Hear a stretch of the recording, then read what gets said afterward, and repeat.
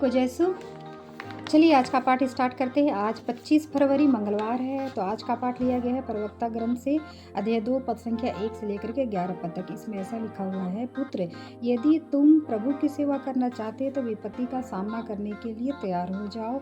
तुम्हारा हृदय निष्कपट हो, तुम दृढ़ संकल्प बने रहो और विपत्ति के समय तुम्हारा जी नहीं घबराए। ईश्वर में लिपटे रहो, उसे त्यागो मत, जिससे अंत में तुम्हारा कल्याण हो। जो कुछ तुम पर बीतता है उसे स्वीकार करो तथा दुख और विपत्ति में धीर बने रहो, क्योंकि अग्नि स्वयं की ही परीक्षा होती है।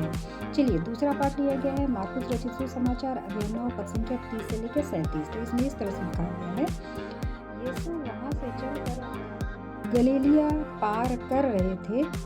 ऐसा नहीं चाहते थे कि किसी को इसका पता चले, क्योंकि वे शिष्यों को शिक्षा दे रहे थे। तो वे बोलते हैं कि मानव पुत्र ईश्वर के हवाले कर दिया जाएगा, उसे मार डाला जाएगा और तीसरे दिन वो जी उठेगा। और इस पे यीशु के शिष्य है वे समझ नहीं पाते हैं और वे पूछते भी नहीं हैं, क्योंकि उनको संकोच होता है। फिर वे कफरनहूम आए और घर पहुंचकर ईसा ने शिष्यों से पूछा, तुम रास्ते में किस विषय में विवाद कर रहे थे? तो वे चुप हो गए। फिर बाद में बोलते हैं कि हम में से बड़ा कौन है? इस पर ईसा बोलते हैं कि जो पहला होना चाहता है वो पिछला, सबका सेवक बने। और उन्होंने एक बालक को शिशुओं के बीच खड़ा कर दिया, उसे गले लगाकर उनसे कहा कि जो मेरे नाम पर इन बालकों में किसी एक का भी स्वागत करता है वो मेरा स्वागत करता है, और जो मेरा स्वागत करता है वो मेरा नहीं बल्कि उसका स्वागत करता है, उनका स्वागत करता है जिसने मुझे भेजा। तो चलिए दोनों पाठों का चिंतन करते हैं। पहले पाठ में प्रवक्ता ग्रंथ के पहले पाठ में हम देखते हैं कि अगर आप ईश्वर का सेवक बनना चाहते हैं तो आपको बहुत दुख तकलीफ का सामना करना पड़ेगा, क्योंकि आप हमेशा सच्चाई का साथ दोगे, सच्चाई के लिए लड़ोगे और अपने जीवन को सच्चाई के साथ जियोगे। तो जो बुराई के साथ जीता है वो आपको जलेगा, क्योंकि जो सच्चाई के साथ जीता है उसके साथ लोग भीड़ मतलब लोग उसको क्या केयर करते हैं, प्यार करते हैं। लेकिन जो बुराई के साथ बुराई वाला इंसान रहता है, कोई इस चीज़ से जलन होती है, वो आपको गिराने की कोशिश करेगा, आपको कोशिश करेगा कि किस तरह से इसको बदनाम किया जाए।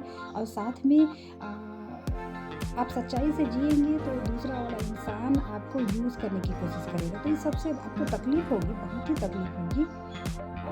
आपको शारीरिक हानि भी हो सकती है ना, लेकिन आप अडिग रहे हैं तो अंत में क्या होगा? ईश्वर क्या बोलता है? अंत में तुम्हारा ही कल्याण होगा। तो बहुत मुश्किल है ये चीज़ करना, है ना, पर असंभव नहीं है, मैं पहले भी बोल चुकी हूँ, ठीक है। और दूसरा पाठ है मार्कुस रचित सुसमाचार। इसमें यीशु अपने शिष्यों को सारा चीज़ बताते थे, लेकिन उनके शिष्य है ना, कुछ समझते थे, कुछ समझ ही नहीं पाते। कि लोग बहुत से मतलब 12 शिष्यों में से सबको नहीं समझ पाते थे। तो वो पहले ही अपना भविष्यवाणी कर दिए थे कि मुझे मनुष्य पकड़ेंगे, है ना, और मुझे मार डालेंगे और मैं तीसरे दिन जी उठूँगा। लेकिन वो इस चीज़ को इग्नोर कर देते हैं, है ना। और साथ में यहाँ पे बोलते हैं कि तुम में से बड़ा कौन है? तो बोलते हैं, हम वो लोग आपस में डिस्कस करते हैं कि हम में से बड़ा कौन है। बड़ा को तो इज्जत मिलता है, लेकिन ईश्वर बोलता है बड़ा हो, अगर होना चाहते हो तो छोटा बनना पड़ेगा और सबकी सेवा करना। तो घर में जो हेड होता है, घर का हेड होता है,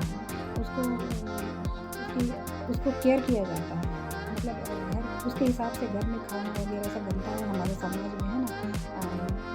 इस तरह से उसको रेस्पेक्ट दिया जाता है। लेकिन उस रेस्पेक्ट को पाने के लिए तो कितना मेहनत करना पड़ता है। वो सुबह से जाता है, शाम तक काम करता है, पैसा कमा के लाता है, परिवार का भरण पोषण करता है, परिवार के